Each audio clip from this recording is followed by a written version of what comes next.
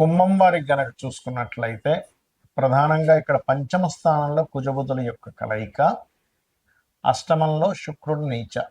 మరి దీనివల్ల కలిగే ఫలితాలు ఏమిటి, ఏ దేవతారాధన చేయాలి, ఎటువంటి విషయాల పట్ల మీరు జాగ్రత్తగా ఉండాలి అనేటువంటి అంశాలు చెప్తుంది నేనైనప్పటికీ చెప్పిస్తుంది సాక్షాత్ లలిత అమ్మవారిగా భావిస్తూ ఆ లలితాంబిక అమ్మవారి యొక్క అనుగ్రహం మీకు పరిపూర్ణంగా కలగాలని మనస్ఫూర్తిగా కోరుకుంటూ, ఇక్కడ ఎప్పుడైతే ఈ కుజుడు బుధుడు కలిసి పంచమంలో ఉన్నారో, ముఖ్యంగా షేర్ మార్కెట్, గర్భం దాల్చినటువంటి శ్రీమూర్తి కొంచెం చాలా కేర్ తీసుకోవాలి.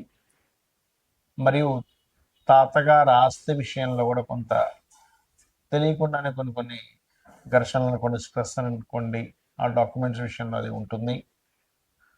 మరియు అష్టమంలో శుక్రుడు నీచ కాబట్టి వాహనం మీద వెళ్ళేటప్పుడు, అది కూడా చతుర్థాధిపతి నీచ కాబట్టి వాహనాల మీద వెళ్ళేటప్పుడు కాస్త జాగ్రత్త వహించండి. తొందరపాటుగా ఫాస్ట్గా వెళ్ళకండి దయచేసి. ఈ విషయాల్లో ముఖ్యంగా జాగ్రత్త వహించండి. ఇక మీరు నిత్యము చేయవలసింది లక్ష్మీ నరసింహస్వామి యొక్క ఆరాధన చేయండి. అందులో ముఖ్యంగా పంచమంలో కుజబుధులు ఉన్నారు కాబట్టి ఒక్కొక్కసారి అగ్రెసివ్గా, ఆవేశపూరితంగా కొన్ని నిర్ణయాలు తీసుకుంటూ ఉంటాం. అటువంటి విషయాల పట్ల మీరు ఖచ్చితంగా జాగ్రత్త వహించాలి, గుర్తుపెట్టుకోండి. ఇక మీరు నిత్యము చేయవలసినటువంటి దేవత ఆరాధన ఏమిటి? లక్ష్మీ నరసింహస్వామి ఆరాధన, విష్ణు సహస్రనామాలు వినడము, వీలైతే ఏదైనా ఆలయానికి వెళ్ళి కొబ్బరికాయ కొట్టండి. తద్వారా చాలా అంటే చాలా మటుకు, అంటే ఒకేసారి కొబ్బరికాయ తీసుకొని మీరు దానికి కొంచెం కుంకుమ అద్ది పైనుంచి ఒకటేసారి ఒక దెబ్బ కొట్టేసేయండి. దానివల్ల ఏమవుతుందంటే చాలా అంటే చాలా మటుకు మీకు రిలీఫ్ అనేటువంటిది రావడం జరుగుతుంది. దానికి వెనకలు తోగదీయకుండా దాన్ని వదిలేసేయండి, దాన్ని తీసుకెళ్ళొద్దు మళ్ళీ కొబ్బరికాయని. దాన్ని బలి ప్రక్రియ అంటారు. అలా కొబ్బరికాయ బలి ఇవ్వండి, మంచిది మీకు. ఇక ఫ్రెండ్స్తోని స్నేహాలు, ప్రేమ వ్యవహారాలు, వీటి వల్ల కూడా కొంత ఘర్షణలు ఉన్నాయి. అయితే కుజ బుధ శుక్ర గ్రహాల దగ్గర దీపారాధన చేసి రావి చెట్టు చుట్టూ ప్రదక్షిణం గనక చేయగలిగితే అన్ని విధాలా మీకు బాగుంటుంది. అయితే కుజబుధులు ఫస్ట్ వీక్లో కలుస్తున్నారు కాబట్టి, అంటే దాదాపుగా 2-3 తారీఖుల నుంచి మనకి కుజుడు ఇందులోకి వెళ్తాడు. 2వ తేదీకి ఆల్రెడీ శుక్రుడు నీచబడుతున్నాడు. ఇలా ఉన్నందుకు ఏంటంటే, ఒకటి దేశకాల పరిస్థితుల్లో మనకు మొన్న ఢిల్లీలో జరిగినటువంటి సేమ్ అలాంటి సంఘటనే మరలా ఢిల్లీలో మళ్ళీ సేమ్ రిపీటెడ్గా కొంత గొడవలలాగా రావడం, మొన్న జరిగినటువంటి ప్రొటెస్ట్ లాంటివి. అది మాత్రం ఎక్కువ రోజులు ఉండకుండా, ఎందుకంటే ఈ 2 గ్రహాలు తక్కువ కాలం కలిసి ఉంటున్నాయి కాబట్టి తక్కువ కాలంలో మళ్ళీ అది రిజల్ట్ వెంటనే మారిపోవడం అనేది జరుగుతుంది, గుర్తుపెట్టుకోండి. అయితే ఇక్కడ మనకి రాహు వెళ్ళి కుజ నక్షత్రంలో కూడా ఉంటున్నాడు. అంటే అంతర్గతంగా కొన్ని శక్తులు కూడా ప్లాన్స్ వేస్తూ ఉంటాయి ఈ కుజ నక్షత్రంలోకి రాహు వెళ్తుండడం వల్ల, గుర్తుపెట్టుకోండి. అంటే బయటికి కనబడదు కానీ అంతర్గతంగా లోపల దేశాన్ని ఏదైనా చేద్దాం అనేటువంటి కొన్ని శక్తులతో ఇబ్బంది అనేది రానుంది అనేటువంటిది కూడా గోచారం చెప్తుంది. మరొక విషయం ఏంటంటే, మరి మనం చెప్పుకున్నాం ఏమండి, కుజబుధులు కలిస్తే సర్పదోషము అని. మరి సర్పదోషం గనక రకరకాల వాటిలో ఉంటుంది. సర్పదోషం అనేటువంటిది ఎలా అంటే, చూడండి, ఈ కుజుడు బుధుడు లేదా శని కుజుడు రాహువు రాహు ఈజ్ ఈక్వల్ టు సర్పదోషము ప్లస్ పితృదోషం కూడా. అదేవిధంగా శని కేతువులు, ఇలా ఒక్కొక్క సర్పదోషము ఒక్కొక్క రిజల్ట్ ఇస్తూ ఉంటుంది ఒక్కొక్క భావంలో ఉన్నప్పుడు.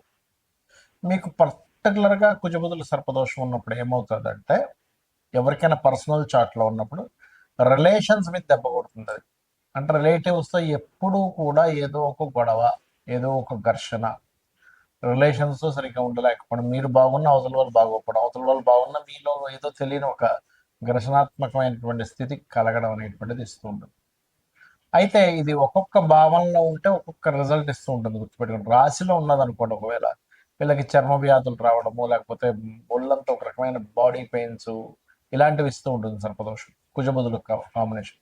2వ భావంలో ఉంటే ఇది ధనం మీద, రిలేటివ్స్ మీద, కుటుంబ సభ్యుల్లో ఉండేటువంటి వారి మీద అనవసరం ఘర్షణలు, ఇంట్లో ఎప్పుడు ఏదో ఒక వాదనలు ఇలాంటివి జరుగుతూ ఉంటాయి. 3వ భావంలో ఉన్నప్పుడు ఇది మీరు ఏ మాట మాట్లాడినా మనం చూడండి, కొంతమంది చూస్తూ ఉంటాం ఏమండి, మనం ఏ మాట మాట్లాడినా సరే గొడవ అయిపోతుందండి అంటూ ఉంటాం చూసారా. ఈ ఏ మాట మాట్లాడినా గొడవ అయ్యేటువంటి విషయాన్ని ఈ మూడో భావంలో కుజబుధుడు ఇస్తూ ఉంటుంది. నాలుగో భావంలో కుజుడు బుధుడు ఉన్నప్పుడు వీళ్ళకి వీళ్ళు చాలా జాగ్రత్తగా ఏ విషయంలో ఉండాలంటే రోడ్డు దాటేటప్పుడు చాలా జాగ్రత్తగా ఉండాలి. ఫోన్ మాట్లాడుతూ రోడ్డు దాటడం వల్ల కలిగేటువంటి ఇబ్బందులు నేను చూశాను. చాలా మందికి ఇలా ఫోన్ మాట్లాడుతూ రోడ్డు దాటేస్తారు, టక్కన ఏదో ఒకటి గుద్దేస్తారు. లేకపోతే ఫోన్ మాట్లాడుతూ వీళ్ళు వాహనం మీద వెళ్తూ ఉంటాడు, సడన్గా ఏదో ఒక ఇబ్బంది జరుగుతూ ఉంటుంది. కాబట్టి ఫోన్ మాట్లాడుతూ ఎట్టి పరిస్థితుల్లో వాహనం నడపడం ఇలాంటివి చేయకూడదు నాలుగో భావంలో కుజబుధులు కలిసి ఉన్నప్పుడు. అదేవిధంగా కొంత ఎడ్యుకేషన్ పరంగా కూడా కొంత డిస్టర్బెన్సెస్ జరుగుతూ ఉంటాయి. ఇక ఐదో భావంలో ఉన్నప్పుడు సంతానంతో తెలియని ఘర్షణ, సంతానంతో గొడవలు, సంతానంతో ఇవి జరుగుతూ ఉంటాయి. ఇక ఆరవ భావంలో కనుక కుజబుధులు కలిసి ఉంటే నిత్య జీవితంలో ఎప్పుడూ ఏదో గొడవే, చిన్నప్పటి నుంచి కూడా ఏదో ఒక ఘర్షణ డైలీ లైఫ్లో, అంటే ఒక పోరాటంలో ఉంటూ ఉంటుంది లైఫ్ అనేది. కాకపోతే కుజుడు ఆరులో ఉన్నందుకు కొంచెం శత్రువుపై జయాన్ని కలిగిస్తారు, దట్ ఈస్ డిఫరెంట్. సప్తమంలో కుజబుధులు ఉన్నప్పుడు ఏమవుతుందంటే వచ్చే జీవిత భాగస్వామికి ఈ పోట్లాడే లక్షణాలు అవి ఎక్కువగా ఉంటాయి, ఆర్గ్యూ చేసే లక్షణాలు. అష్టమంలో ఉన్నప్పుడు సర్వసాధారణంగా అన్ఎక్స్పెక్టెడ్ థింగ్స్ వల్ల బిజినెస్లో లాసెస్ రావడం ఇలాంటివి ఎక్కువగా జరుగుతూ ఉంటాయి. భాగ్యంలో ఉన్నప్పుడు తండ్రి యొక్క తత్వం ఎలా ఉంటుంది అంటే తండ్రి గారితో కొంచెం మనం ఏదైనా కమ్యూనికేట్ చేయాలన్నా మాట్లాడాలన్నా కొంచెం ఇబ్బందికరమైనటువంటి వాతావరణంలో ఉంటూ ఉంటుంది. దశమంలో కనుక కుజబుధులు కలిసి ఉంటే ఎవరికైనా కూడా అప్పుడు వాళ్ళకి ఆఫీస్లో ఉండేటువంటి వాతావరణం అంతా కూడా ఎప్పుడు జలస్ ఫీల్ అయ్యేవాళ్ళు, లేకపోతే ఎప్పుడు మనతో ఏదో గొడవ పెట్టుకొని మన కెరియర్ సంబంధించిన విషయంలో ఇబ్బంది పెట్టాలనుకునే లక్షణాలు ఎక్కువగా ఉంటాయి వాళ్ళకి. అదేవిధంగా లాభస్థానంలో ఉన్నప్పుడు లాభాన్ని సంపాదిస్తాడు, పోటీ పరీక్షల్లో రాణిస్తాడు. కానీ ఇక్కడ వ్యాపారంలో మాత్రం కాంపిటేటర్స్, శత్రువులు పెరుగుతూ ఉంటారు. 12వ భావంలో ఉన్నప్పుడు ఏమవుతుంది అంటే పర్టికులర్గా ఇన్వెస్ట్మెంట్స్ చేసేటువంటి అంశాలలో, వివాహ జీవితం మీద, విదేశాలకు వెళ్ళేటువంటి అంశాల మీద, విదేశాలకు వెళ్ళి అక్కడ ఇబ్బంది పడడం జరుగుతూ ఉంటుంది. మరి ఈ సర్పదోషం ఇలా ఏర్పడినందుకు ఏం చేయాలి అంటే చాలా సింపుల్గా ఏం లేదు. మనకి గోచారంలో జరిగినప్పుడు అందరికీ వర్తిస్తుంది, అందరూ కూడా ఈ అనవసరమైన గొడవలు ఇట్లాంటికి గురవుతూ ఉంటారు. కాకపోతే రావి చెట్టు చుట్టూ ప్రదక్షిణాలు చేయడం, రావి చెట్టు కింద ఉన్నటువంటి సర్పాలకి పసుపు కుంకుమ గంధం కలిపిన వాటర్ వేయడం, ఇవి ఎక్కువగా చేయాలి.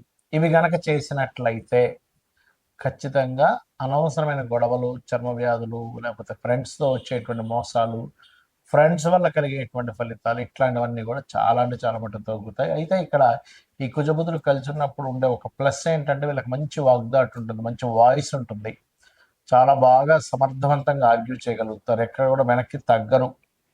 వీళ్ళు లాయర్లు అయినట్లయితే చాలా బాగుంటుంది. లాయర్లు కొన్నిసార్లు చూడండి, కొన్ని మాట్లాడుతూ అంటే మధ్యవర్తిగా వెళ్ళి కొన్ని మాట్లాడి సెట్ చేస్తుంటారు. అటువంటి విషయాల్లోని చాలా చాలా చాలా బాగుంటుంది. అయితే ఈ కుజబుధుల కాంబినేషన్ ఉన్నప్పుడు ఎక్కువగా కుజ బుధ గ్రహాల దగ్గర దీపారాధన చేయడము, విష్ణు సహస్రనామాలు శ్రవణం కానీ పఠనం కానీ చేయడము, లేనట్లయితే లక్ష్మీ నరసింహస్వామి యొక్క ఆరాధన చేయడము, రెగ్యులర్గా మీరు ఆంజనేయ స్వామి యొక్క ఆలయాలకు వెళ్ళడం ఎక్కువగా చేస్తుంటారు. అలా గనక చేసినట్లయితే ఖచ్చితంగా బాగుంటుంది, అందులో ఎటువంటి సందేహము లేదు, గుర్తుపెట్టుకోండి. ఇక మీరు ఈ కుజబుధులు కాకుండా మిగతా గ్రహాలు ఏవైతే మనం సర్పదోషాలు చెప్పుకున్నామో అంటే శనికేతు, శని రాహు, రవి రాహు అంటే సర్పదోష ప్లస్ పితృదోష, కుజ రాహు, లేనట్లయితే కుజకేతు స్వల్పత సర్పదోషమే, అదేవిధంగా మనకి శని కుజ అండ్ ఇట్లా ఈ కాంబినేషన్స్ ఏవైతే ఉన్నాయో, చంద్రరాహు కూడా, ఇది ఒక్కొక్క కాంబినేషన్స్ అని బట్టి, అది ఉండే భావాన్ని బట్టి, మీ జన్మజాతకంలో ఉండే పోర్ట్ఫోలియోస్ని బట్టి ఆ యొక్క గ్రహాలు ఇచ్చే రిజల్ట్స్ ఆ విధంగా ఉంటూ ఉంటాయి, గుర్తుపెట్టుకోండి. అయితే ఇక్కడ ఏంటి, ఏదో దోషమైనా మీకు అసలు ఆ మహాదశ వస్తుందా లేదా, ఇది చాలా ఇంపార్టెంట్. మహాదశ రావట్లేదు, ఏం చేసుకుంటాం, ఏ ఇబ్బంది ఉండదు, అంటే చిన్నప్పుడు అయిపోయిందండి, పెద్ద ఎఫెక్ట్ ఉండదు.